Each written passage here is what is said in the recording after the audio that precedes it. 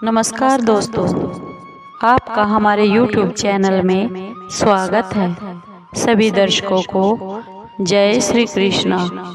दोस्तों, कैसे हैं आप? उम्मीद है आप सब अच्छे होंगे। आइए आज का प्रसंग जानते हैं, आज की कहानी जानते हैं। आज की कहानी शनिदेव व्रत कथा है। उससे पहले अगर आप हमारे चैनल पर नए हैं तो प्लीज़ चैनल को सब्सक्राइब जरूर कर लीजिए और बेल आइकॉन को जरूर दबा लीजिए ताकि आप तक हमारे सारे नोटिफिकेशन पहुंच सके।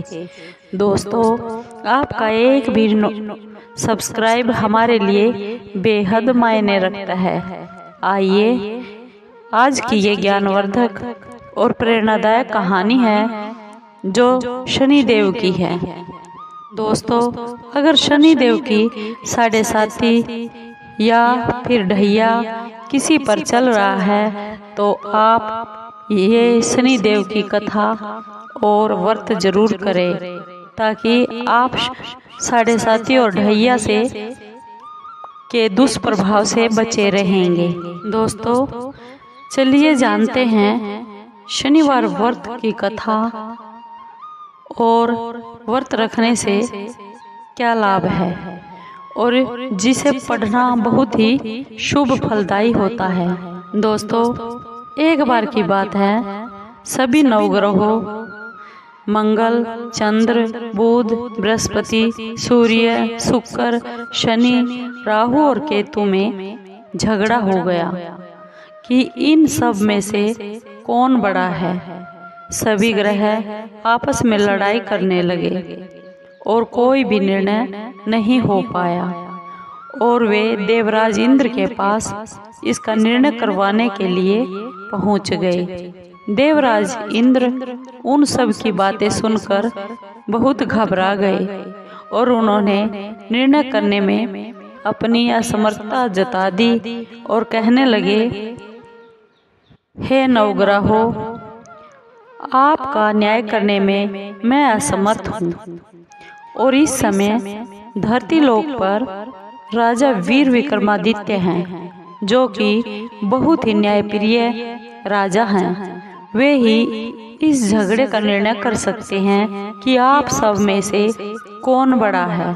सभी ग्रह एक साथ राजा वीर विक्रमादित्य के पास पहुंच गए और अपने झगड़े की सारी बात बता दी और साथ ही हम अपने निर्णय के लिए भी उनसे अनुरोध किया। राजा वीर विक्रमादित्य उनकी सारी बातें सुनकर बहुत चिंता से दुखी हुए, क्योंकि वे जानते थे कि जिस किसी को भी छोटा बताया गया वही ग्रह क्रोध कर उठेगा। तब राजा को एक उपाय सूझा। उन्होंने रजत, स्वर्ण, कांस्य, सीसा, पीतल, रांगा, जस्ता, अभ्रक और लोहों से 9 सिंहासन बनवा दिए और उन्हें इसी तरह लाइन से रखवा दिया। फिर उन सब में से निवेदन किया, आप सभी अपने अपने सिंहासन पर विराजमान हो जाइए। जो भी अंतिम सिंहासन पर बैठेगा वही सबसे छोटा होगा। के अनुसार लोहे का सिंहासन सबसे पीछे रखा हुआ था और बाद में होने के कारण शनिदेव सबसे बाद में बैठे तो वही सबसे छोटे कहलाए। शनिदेव को लगा कि राजा ने ऐसा जानबूझकर किया है और वह बहुत गुस्से में राजा से बोले, हे राजा, तू मुझे नहीं जानता। सूर्य एक राशि में 1 महीना, चंद्रमा 2 महीना 2 दिन, मंगल 1.5 महीना, बृहस्पति 13 महीने और बुध और शुक्र 1-1 महीने घूमते हैं, लेकिन मैं 2.5 से 7.5 साल तक घूमता हूँ। बड़े बड़ों का मैंने विनाश कर दिया है। श्री राम की 7.5 आए तो उन्हें भी वनवास हो गया। रावण की आई तो उसकी लंका को वानरों की सेना से हारना पड़ा। अब हे राजा वीर विक्रमादित्य, तुम भी सावधान हो जाओ। ऐसा कहकर क्रोधित होते हुए शनिदेव वहां से चले गए। सभी देवता भी खुश होकर वहां से चले गए। कुछ समय बाद राजा की 7.5 आ गई। तब शनिदेव घोड़ों के सौदागर बनकर राजा वीर विक्रमादित्य के पास आए। उनके साथ कई बढ़िया घोड़े थे। राजा ने यह समाचार सुनकर अपने अश्वपाल को अच्छे अच्छे घोड़े खरीदने की आज्ञा दे दी। उसने कई अच्छे अच्छे घोड़े खरीदे। वह सबसे उत्तम घोड़े को राजा की सवारी के लिए दे दिया। राजा जो ही उस घोड़े पर बैठा, वह घोड़ा एकदम सरपट वन की ओर भाग गया। भीषण वन में पहुंचकर वह घोड़ा अंतर्ध्यान हो गया। वन में वह राजा बहुत भूखा और प्यासा भटकता रहा। तब एक ग्वाले ने उसे पानी पिला दिया।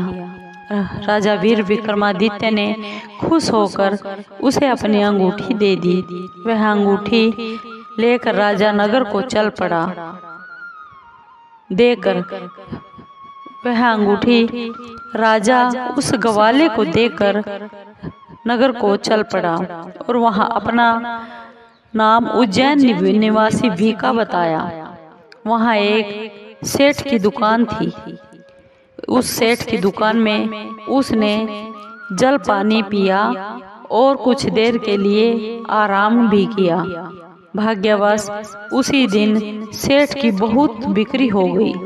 सेठ उसे खाना इत्यादि कराकर खुश होकर अपने साथ घर ले आया। वहां उसने देखा कि एक खूंटी पर हार टंगा हुआ है। जिस खूंटी पर हार टंगा हुआ था, वह खूंटी उस हार को निगल रही थी। थोड़ी देर में पूरा हार गायब हो गया। तब सेठ ने आने पर देखा कि हार खूंटी पर नहीं है, गायब है। सेठ ने समझा कि इसी वीका ने इस हार को चुराया है। उसने वीका को कोतवाल के पास पकड़वा दिया। फिर उस नगर के राजा ने वीका को भी चोर समझकर उसके हाथ और पैर कटवा दिए और नगर के बाहर फेंकवा दिया। वहां से एक तेल निकालने वाला वहां से जा रहा था, जिसे उसको वीका को देखकर बहुत दया आ गई और उसने वीका को अपनी गाड़ी पर बैठा लिया और वह अपनी जीभ से उन बैलों को हाँकने लगा। उस समय राजा के शनि दशा खत्म हो गई थी।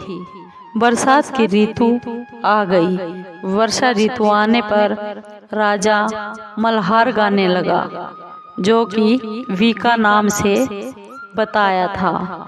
राजा जिस नगर में था, वहां की राजकुमारी बहुत ही मनभावनी को उसका गाना इतना पसंद आया कि उसने मन में अपने प्रण ले लिया कि वह विवाह करेगी तो उस राग गाने वाले से ही करेगी। राजकुमारी ने दासी को राग गाने वाले को ढूंढने के लिए अपने पहरेदारों को भेजा और कहा कि ये राग गाने वाला कहीं भी हो, उसे ढूंढ कर लाओ। एक दासी ने बताया कि वह अपाहिज है, परंतु राजकुमारी नहीं मानी। अगले ही दिन से वह उठकर राजकुमारी अनशन पर बैठ गई। बोली कि अगर वह शादी करेगी तो सिर्फ उसी से करेगी, नहीं तो अविवाहित ही मर जाएगी। बहुत समझाने पर भी राजकुमारी मानी नहीं, तो राजा ने उस तेली को बुला लिया और विवाह की तैयारी करने को कहा। फिर उसका विवाह उस राजकुमारी से हो गया। फिर एक दिन राजा वीर विक्रमादित्य, जो वीका था, वह सो रहा था और उसे स्वप्न में शनि देव ने दर्शन दिए और कहा, राजन, देखा तुमने मुझे सबके सामने छोटा बताकर कितना दुख झेला है। तब राजा ने उनसे माफी मांगी। और उससे प्रार्थना करते हुए बोला कि हे शनिदेव, जैसा दुख तुमने मुझे दिया है कभी किसी और को नहीं देना।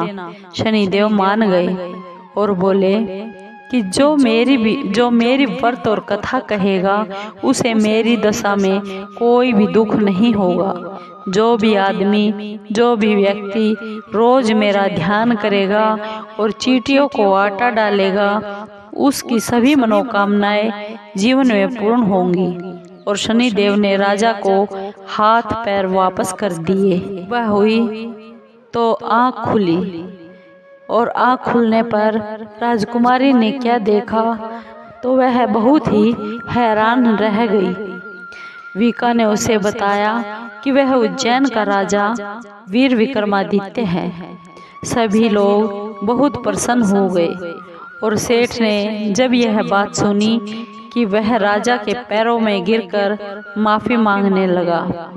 राजा ने कहा कि वह तो शनिदेव का कोप था, इसमें कोई भी किसी का दोष नहीं है। सेठ ने फिर भी आग्रह किया, निवेदन किया कि मुझे शांति तब ही मिलेगी जब आप मेरे घर आकर भोजन प्रसाद ग्रहण करेंगे।